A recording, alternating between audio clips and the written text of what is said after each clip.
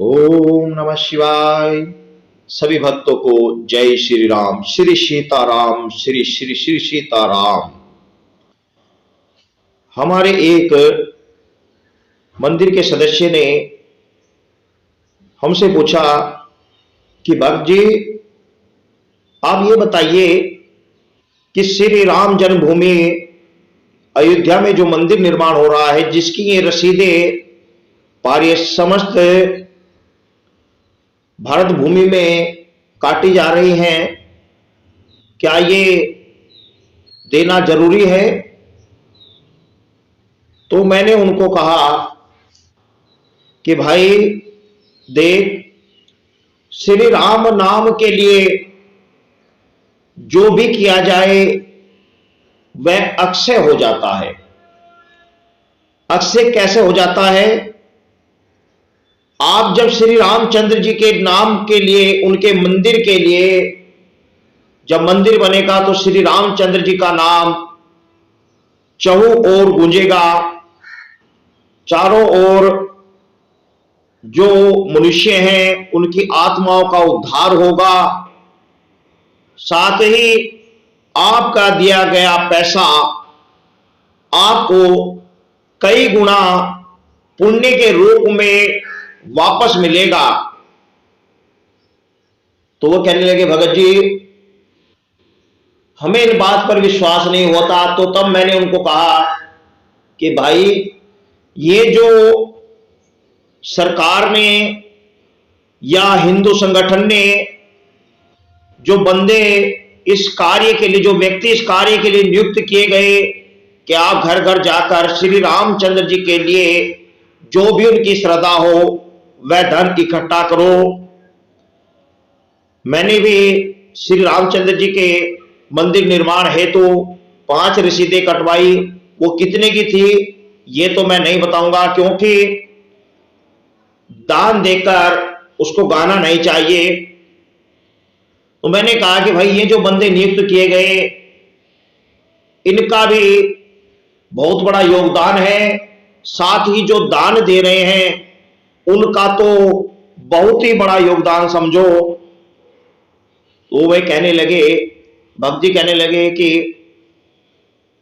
कि महाराज ये किस प्रकार? तो मैंने कहा कि भाई, ये जो मंदिर है, जिस मंदिर में हम रह रहे हैं, यह मंदिर स्वर्गीय श्री भोपाल सैनी ने सन 1996 में बनवाया था और उसके कुछ सालों बाद उनका स्वर्गवास हो गया।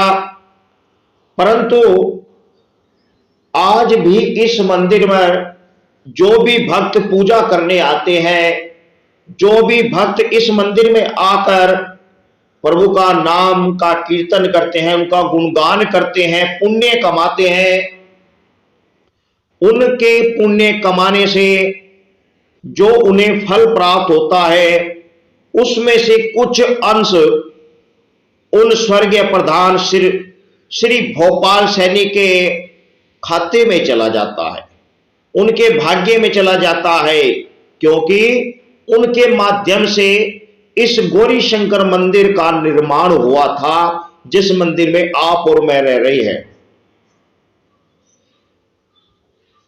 तो अब तुम्हें समझ में आ गया होगा कि मंदिर में या कहीं मूर्ति स्थापना में या जलाशय बनवाने में या धर्मशाला बनवाने में ये जो सेठ बड़े बड़ा दान पुण्य करते हैं वो क्यों करते हैं? क्योंकि उनका किया गया दान अंत में उन्हीं को पुण्य के रूप में जन्म जन्मांतर तक मिलता रहता है। और ये तो हम सब का सौभाग्य है कि हमें श्री रामचंद्र जी के मंदिर के निर्माण के लिए कुछ सहयोग करने का सुअवसर प्राप्त हुआ, क्योंकि श्री रामचंद्र जी त्रेता युग में हुए और उस समय उनका वहां पर मंदिर था। उसके बाद जब उनका मंदिर का निर्माण हुआ, उसके बाद वह मंदिर कुछ गैर सामाजिक तत्वों द्वारा विध्वंस कर दिया गया और तब से लेकर आज तक उस मंदिर के निर्माण के लिए सभी साधु एक मत होकर उसके निर्माण के लिए आवाज उठाते रहे।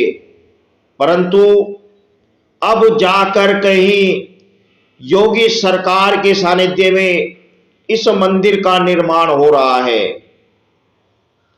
ये बड़ी खुशी और सौभाग्य की बात है कि इस भारत भूमि में भगवान विष्णु के अवतार श्री रामचंद्र जी ने जन्म लिया और उनके जन्म स्थान पर उनका भव्य मंदिर का निर्माण किया जा रहा है। ये सौभाग्य की बात है कि हमारे सामने यह पुण्य कार्य हो रहा है।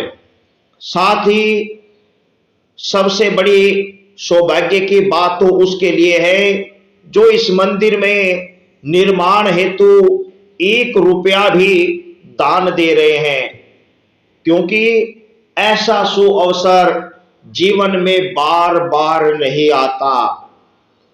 मुझे याद है यदि कुछ भक्तों ने इस बात पर गौर किया हो तो वो समझ जाएंगे, जिस समय प्रधानमंत्री श्री नरेंद्र मोदी जी श्री राम जन्मभूमि में शिलान्यास सोने की ईंट जो कि जन्मभूमि श्री रामचंद्र जी के मंदिर के नींव में रखी जानी थी का पूजन किया जा रहा था, उसे रखने की तैयारी की जा रही थी।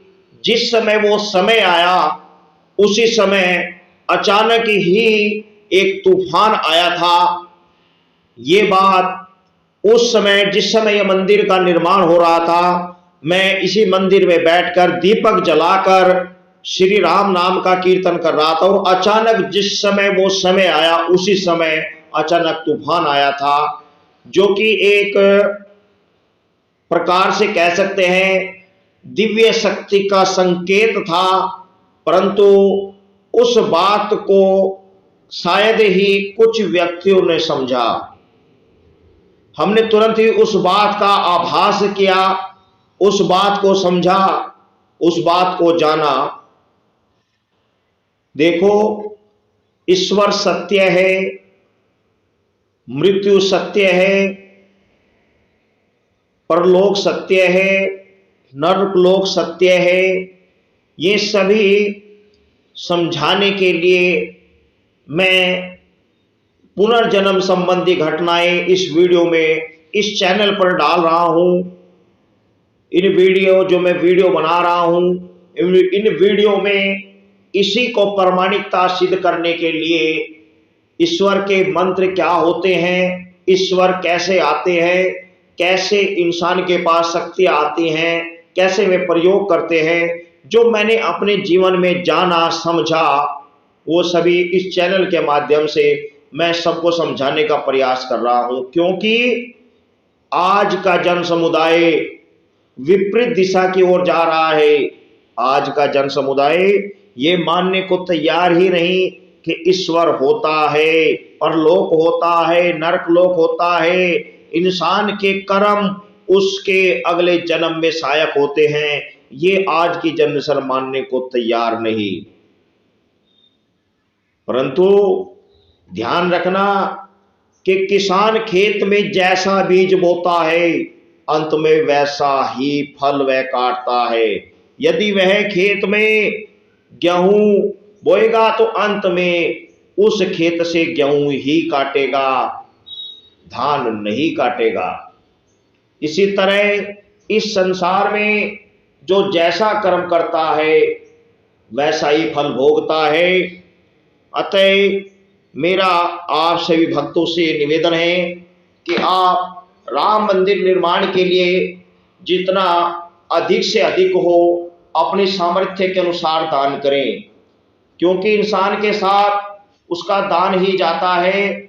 इसके अलावा संसार में से इंसान को कुछ भी लेकर नहीं जाना। अतः मेरा सभी भक्तों से निवेदन है कि आपके पास श्री राम मंदिर निर्माण हेतु जो टोली आपके पास आए उसको आप अपनी यथाशक्ति अनुसार दान करें।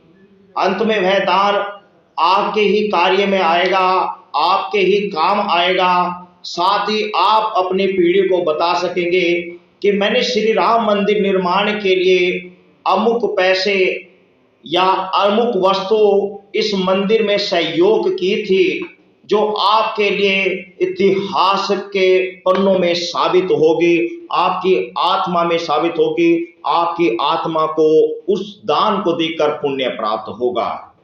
इसी के साथ मैं शिवा आपसे इजाजत चाहता हूं। साथ ही नेक्स्ट वीडियो में ऐसी ही कोई नई प्रेरणादायक घटना के साथ प्रस्तुत होगा। तब तक सभी भक्तों को जय श्री राम।